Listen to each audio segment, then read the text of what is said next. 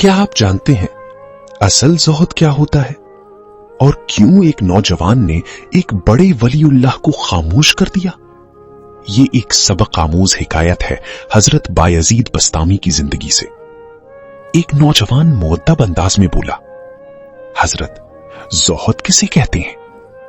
हजरत बायजीद बस्तामी सुकून से जवाब देते हैं, ज़ुहद ये है कि अगर कुछ मिल जाए तो खा ले और अगर ना मिले तो सब्र करे। नौजवान ने मुस्कुराकर अदब से हैरान कुन जवाब दिया, हजरत, ये सिफत तो बल्ख के कुत्तों में भी है। उन्हें मिल जाए तो खा लेते हैं और ना मिले तो सब्र कर लेते हैं। हजरत गौर से नौजवान को देखती हैं और बोली, तो फिर तुम्हारे नजदीक ज़ुहद क्या है?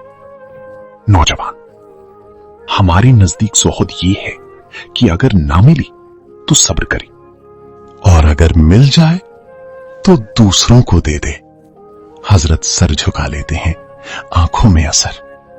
हजरत बायजीद बस्तामी फरमाते हैं, मैं ये सुनकर लाजवाब हो गया। असल ज़ुहद सिर्फ भूखा रहना नहीं बल्कि अपने नफ्स पर काबू पाना है और दूसरों को अपने ऊपर तरजीह देना है।